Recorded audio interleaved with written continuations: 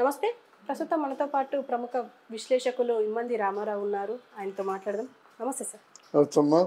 Sir రోజా ఓడిపోతానని already media ముఖంగా మాట్లాడారు, ఏడ్చారు. తన పార్టీ వాళ్ళే తనని వెన్నుపోటు పొడుస్తున్నారు, సైకిల్ గుర్తుకు ఓటెయ్యాలి అని చెప్పేసి ప్రచారం చేస్తున్నారు తనకు వ్యతిరేకంగా అనేసి తనే అన్నారు. కానీ ఏదో ఒక రకమైన ధీమాతో తనే మళ్ళీ గెలుస్తానని కూడా మరి ఈ మధ్య మాట్లాడుతున్నారు. అసలు ఎలా చూడొచ్చు అంటారు అసలు రోజా విషయాన్ని? ఆవిడ నోరు పారేసుకోవడం బాగా అలవాటు అయిపోయింది. మొదట్లో వైఎస్ఆర్ కాంగ్రెస్ పార్టీ కుప్పకూలిపోతుందని అనుకున్నారు. తర్వాత అయిపోయాక వాళ్ళు లేదండి మీరు కనీసం 150 అయినా వస్తారని చెప్పేసి జగన్ సమక్షంలో చెప్పారు. వీళ్ళేమన్నారంటే వాళ్ళకి ఇస్తానని డబ్బులు ఎగ్గొట్టేస్తాడేమో అని ఉద్దేశంతో మేము అలా చెప్పాము, జగన్మోహన్ రెడ్డి అంత సీన్ లేదని మళ్ళీ వాళ్ళే చెప్పారు. ఇట్లాంటి కొన్ని తెగమకలు ఉన్నాయి. కొంతమంది సర్వే వాడు అన్నాడు, 14 సంవత్సరాలు బట్టి నేను సర్వే చెప్తున్నాను, ఒకవేళ ఈ సర్వే కానీ తప్పైనట్టయితే నేను ఈ సర్వే వదిలేసుకుంటాను, నీ జర్నలిజమే వదిలేసుకుంటానని ఆయన చెప్పాడు. ఇలా ఉందన్నమాట. దీంట్లో ఒకటి చంద్రబాబు నాయుడికి నమ్మకం వచ్చింది. నేను చెప్పింది కూడా వీళ్ళందరూ 150, 130, 120 చెప్పారు. కానీ ఒక 80 చంద్రబాబు నాయుడు, 15 ఎవరికి మన పవన్ కళ్యాణ్కి వచ్చినట్టయితే 100 ఉంటాయి. 100 అంటే మ్యాజిక్ ఫిగరు. 100 ఉన్నా గెలిచినట్టే కదా. అది ఎంత ఉన్నా గెలిచినట్టే 90 తర్వాత. అది మరి ఎందుకో వాళ్ళు అవన్నీ ఆలోచించడం మానేసి ఇంకా నోటితో అంటే వీళ్ళు స్ట్రాంగ్ రూముల్లో పడి ఏవైనా ప్రయత్నం చేస్తే అంటే మనం గెలుస్తామేమో అని అనుమానం ఉంది. ఎక్కడ అనుమానం పెట్టుకున్నారో వాళ్ళు ప్రధానంగా కుప్పం, పిఠాపురం, అక్కడ మంగళగిరి, అక్కడ హిందూపూర్. అంటే బాలకృష్ణ తర్వాత వీళ్ళెవరు మన చంద్రబాబు నాయుడు, ఇక్కడ లోకేష్ బాబు, పవన్ కళ్యాణ్. దీని మీద ఉన్నారన్నమాట. ఇది ఎంతవరకు అవుతుందో తెలియదు. ఇక్కడే కొన్ని దారుణాలు జరుగుతున్నాయి. మాచర్లలో పెన్నెల్లి రామకృష్ణారెడ్డి ఉన్నాడు కదా, ఆయన ఓట్లు బూత్లోకి వెళ్ళి ఈవీఎం దాన్ని ఈవీఎం బాక్స్ని ఎలా నేలకేసి పగలగొట్టాడో అందరూ చూశారు. ఆ ధనం ఎవరిది? ప్రభుత్వానికి. ప్రభుత్వం అంటే ఎవరు? మనమే కదా. అంత నిష్కర్షగా అంటే ఆ ఈఎం బాక్స్ని పగలగొట్టాడంటే పోలీసు వర్గాలు ఏమి చేస్తున్నాయి, ఎలక్షన్ కమిషన్ వాడు పీపుల్ ఏం చేస్తున్నారో అందరూ ఆలోచించుకోవాల్సిన విషయం.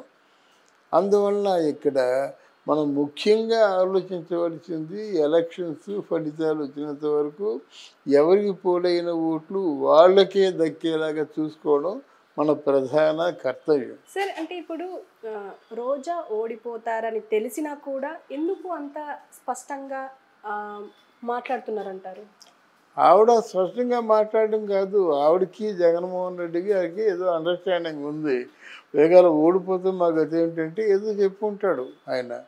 ఇప్పుడు మనం మాట్లాడుతుంటే వాళ్ళు కొంతమంది బాధపడుతున్నారట. మరి ఆ సందర్భాన్ని బట్టి మనం మాట్లాడతామమ్మా. మరి ఏమిటో రోజు ఈరోజు రాజకీయం తెలియకుండా రాజకీయాల్లో రాణించే వ్యక్తి ఎవరైనా ఉన్నారంటే రోజే. అంటే నెక్స్ట్ రోజా స్టెప్ ఏంటి ఒకవేళ ఓడిపోతే? తర్వాత ఏంటి అంటే నగరిలో కొనసాగుతారా లేకపోతే తమిళనాడు వెళ్ళిపోతారా? నెక్స్ట్ తెలుగుదేశంలో ట్రై చేస్తుందమ్మా. ఆవిడకి అసలు అటువంటి దాన్ని ఏమంటారు అనుమానాలే అవసరం లేదు.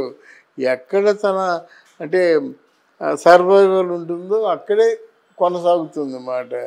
అయితే మొదట్లో రోజా 12,000 రూపాయలు ఇంట్లో అద్దెకు ఉండేది.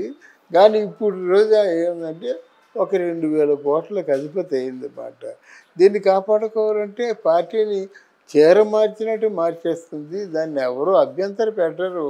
ఆవిడ మాటలతో ముందు రోజు చిరంజీవి గారి ఇంటికి వెళ్ళి భోజనం చేసి పాటి పసుపు కుంకాలు పొట్టు చీర పెడితే తీసుకొచ్చి రెండో రోజు చిరంజీవి ఒక దరిద్రుడు చిరంజీవి ఎంతమంది పక్కన పడుకున్నాడు, పవన్ కళ్యాణ్ ఎంతమంది పక్కన అదే మాటలు నాకు కోపం వచ్చి చెప్తున్నాను అన్నమాట. పవన్ కళ్యాణ్ పడుకున్నాడు, చిరంజీవి పడుకున్నాడు, రేణు దేశాయ్ పడుకుంది. మరి అందరూ నిన్నేమనుకుంటారు? అలాంటి మాట్లాడొచ్చా? అలాంటి మాట్లాడిన వాళ్ళు మనం గట్టిగా చెప్తే వాళ్ళు బాధ, వాళ్ళు అందరూ బాధపడిపోతారు అన్నమాట. మరీ మీ అంత గట్టిగా చెప్తారంటే, గట్టిగా చెప్పిన మాట కాకపోతే నెమ్మదిగా చెప్పిన మాట. పవన్ కళ్యాణ్ భార్య రేణు దేశాయ్ ఆవిడేం పాపం చేసిందమ్మా? అది నిఖార్సైన ఒక బాధ్యత గల మహిళ. మొగుడు సహజంగా విడిపోయినట్టయితే నోరు ఎత్తినట్టయితే బూతులు తిడతారు ఆడవాళ్ళు.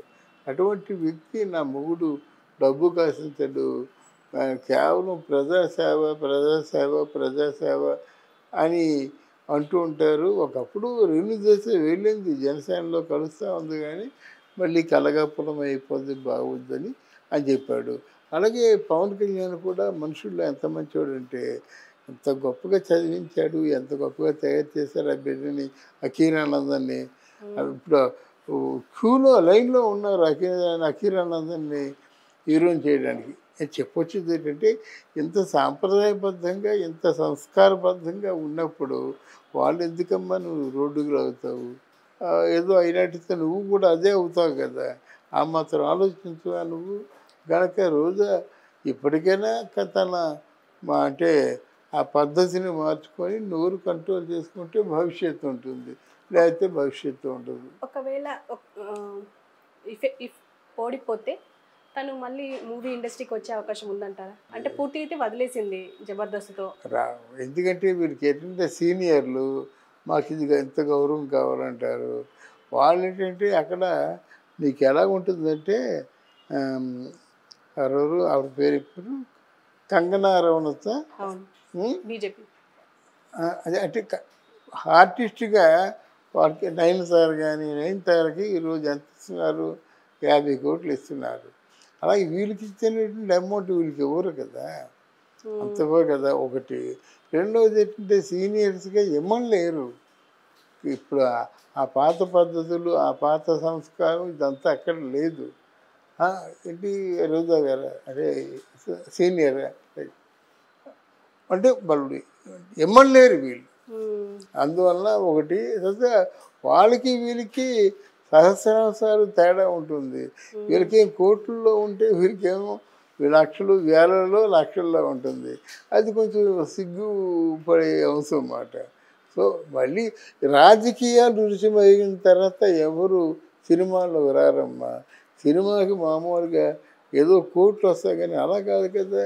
1000 గజాలు కబ్జా చేసా ఉంటే ఎంత వస్తుంది? అలాగన్నమాట. రోడ్డు కబ్జా చేస్తున్నారు. ఆ రాక్స్ అంటే అవి రాళ్ళు అంటే పెద్ద రాళ్ళు ఉంటాయి కదా కన్స్ట్రక్షన్కి, దాన్ని కబ్జా చేస్తున్నారు, నీరు కబ్జా చేస్తున్నారు, ఇసుక కబ్జా చేస్తున్నారు. మొత్తానికి ఆ మండలాలు అన్నీ పనిచేసుకున్నారు. దాంట్లో వచ్చే సంపద అంతా వాళ్ళకి. కనుక ఇంత ఉన్న తర్వాత ఏ ఉద్దేశమైనా మళ్ళీ రాజకీయాల్లో చేరినట్టయితే ఆవిడ చేసే రుచి మరిగిన వాళ్ళు ఎప్పుడు కూడా వదలరు. ఒక వ్యాఖ్యానం ఏంటంటే, మనిషి రక్తం రుచి మరిగిన పెద్ద పులి తాగదు. ఆ రుచి అలాగా మనిషి రక్తం రుచి మరిగినట్టే రాజకీయాల్లో రుచి మరిగిన డబ్బు సాయంత్రం అయ్యేసరికి ఒక 400 గజాలు తీసుకున్నాం అనుకోండి, అది 10 కోట్లు విలువ అనుకోండి, వీళ్ళకి 5 కోట్లు వచ్చేస్తే ఎలాగొచ్చిందంటే మనకి తెలియదు. ఇట్లాంటి వ్యవహారాలు రాజకీయాల్లో జరుగుతున్నాయి కనుక ఇది మార్పు కావాల్సిన అవసరం ఉంది.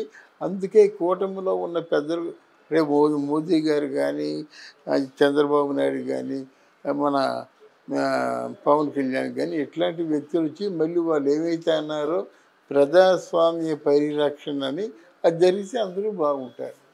Okay okay sir, thank you.